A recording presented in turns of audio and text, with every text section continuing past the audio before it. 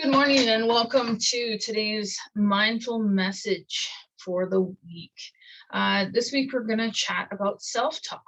Self-talk is that constant dialogue that we have in our mind. Essentially, it's what we use to think of what we're going to say next, what we're going to do, and so on and so forth. Unfortunately, we have this inherent survival instinct that is used to running from the lions, tigers, and bears, oh my, and it results in us being three times more likely to focus on the negative than we do the positive. Not only that, but what we tend to do is we tend to attach a lot more emotion to the negative than we do the positive. And the folks at the Heart Math Institute down in California do some great studies on this, and it shows where it's socially unacceptable to toot your own horn, but really, when you're allowed to give yourself that that pride, that positive, that I did this, then it's great. You can still be humble while still acknowledging the amazing accomplishment that you had. And it doesn't matter if it's ran for 5 minutes, passed first year stats class, earned your PhD. Like, those are all accomplishments in our mind. So why can't we be positive about it in our own mind? Instead, the negative seeps in. And so that's what we're going to talk about today. How many times? Oh, I suck at this. I suck at that. All too often we talk about all the different cliques in schools, the jocks, the brains, the artsy ones, and the fact is that each one of those, even though they're excelling in one, doesn't mean that they suck in another. It just means that they have to put a little bit more attention to their intention while they're doing something that's not in their forte. Doesn't mean they suck if they aren't 100% good at it. No, not at all. When are we ever perfect? It's like never, as much as we try. And we need to acknowledge that and be fine with it, because ultimately we're holding these little things and essentially magnifying it and saying how much we suck, when in reality it probably couldn't have been accomplished 100%. And that's okay, because it's putting your effort into it. And when you put your effort into it, you create a new experience, you create a new knowledge bank. And so next time you'll be even better. But what we do is we say, oh, I suck at that. And then we put it down and we never touch it again. Well, no doubt you've made absolutely no improvement since try number 1 and try number 2, because there was a decade in between and you didn't even bother to try because you discouraged yourself before you even had the opportunity. Luckily, this awesome thing between our ears has an amazing ability to rewire itself, but it doesn't do it on its own. It doesn't happen overnight. It's like when you want to get in shape, or you want to build muscle or something along those lines. It can't happen immediately. You're not like Popeye. You can't down a can of spinach and then woohoo, all of a sudden sun's out, guns out. It's something that you have to work on. And when you work on it, then it slowly gets stronger and stronger and stronger. Same thing with the pathways. When our synapses are firing, they're sticking to what's comfortable. And unfortunately for a lot of us, what's comfortable is the negative. But it's not fair for us. And you definitely deserve so much better. And you definitely are so much better than you give yourself credit for. myself included. You know, I am very self deprecating, and that's exactly why I got on this path to learn all these things. And now I study neuroplasticity, I study mindfulness, I study you know, just different ways to essentially increase growth, personal growth from within. And then when you increase that personal growth, you can do some amazing things. And so the first step in that is to get this negative self-talk out of here, because it does not belong. What are you saying to yourself? Monitor your self-talk. I suggest, so you don't get overwhelmed, because what happens is people say, oh, I'm going to go do this. You know, my mom, for example, said, I'm going to start meditating. And her first step in learning how to meditate was to sign up for a 10-day silent retreat.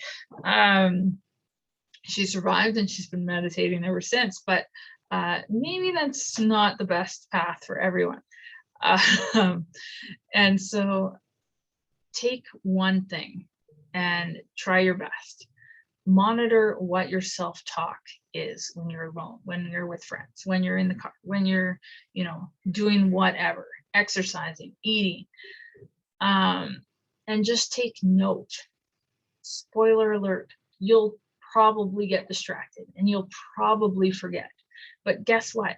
If you notice that you've forgotten and you put the brakes on and then refocus, you are winning. Everybody seems to like go towards, oh, I suck at this. I keep forgetting. I keep doing this. I keep doing that. Be like, but the fact that you caught yourself is a win. And then you just refocus. And guess what? Next time you won't stray as far off the path and come back. And then you'll keep coming back. And that is just more wins. So give yourself the credit. Second step in that is, after you monitor it, you have to ask yourself, would I say this to a friend? Would I say this to a family member? Would I say this to a complete stranger? Would I expect to be yelled at in return or something worse because it's not the nicest thing? The fact is that if somebody outside of us is worth more to us than what we're saying to ourselves, we need to shake our heads, because you are worth it. And sometimes we get a little bit away from that. So anytime you're saying something, pop out, I suck at math. Been there, done that, said it. You know, like I said, it took me over a decade to finally take my first year stats course, and I had to take it to graduate, and I knocked it out, and I passed. That's all I wanted to do, is pass. And but I think that because all I wanted was a path, and I said over and over again, like 50%, that's all I need, 50%. Guess what I got? 50%, exactly on the dot. So could I have gotten 100% if I geared my head that way? Who knows? But all I know is that I limited myself. I accomplished my goal 100%, but at the same time, I limited myself. And who knows what I would have done otherwise. So you have something negative coming out, put the brakes on, stop. Chances are it's not logical, it's not helpful, and it's definitely not accurate. So we're going to assess that. And then we're going to take what we've said and we're going to change it up. Instead of saying, I suck at math, or we did a challenge the other day saying, because I'm always saying, oh, I suck at names. I suck at remembering names. Instead of saying that, why don't we say, I need to pay more attention when I meet people so that I can remember their names. Kind of the same thing, but completely different. The Alexa in our brain, instead of going on the negative, oh, you suck at names. Yeah, these are all the other things that you said you sucked at, so they must be true.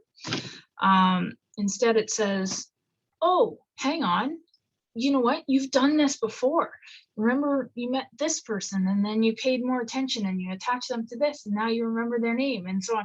So it brings in the positive. As silly as that sounds, it's so different in terms of what you experience when you're bringing in the positive instead of inundating yourself with the negative. It's okay to get distracted. Just stop yourself when you notice it and go from there. You know, fantastic, uh, fantastic person in my life, first shared this with me and said, if you change the way you look at things, the things you look at change. So I had to find the quote and put it in here, because if you look back at the old Cat in the Hat episodes, when they talk about perspective and how, like, all here the houses are all the same way because you're right in front, but if you go to the end, then this one's big and that one down there is tall. Then you go to the other end and now it's vice versa, right? The same is with how we think. We can play games with our brain in terms of visual optical illusions. Look at magic and the fact that they play on our illusions and our ability for the brain to just kind of overlook things and in essence see magic. Well, we have the power to rewire our brain, and that includes how we look and see ourselves. So each thought, experience, and memory are within our power, and each one of those has a actual physiological effect on our body. Can make us feel good, can make us feel bad. It is our choice. And this sounds super simple, but it's far from easy. So I'll leave that with you now, and we can try and go from there in the future. But have a great day. Don't beat yourself up. If you catch yourself straying, cool. Take it as a win, refocus, make it happen, pivot it to something positive. You can do it. I know you can. And we'll see you next time.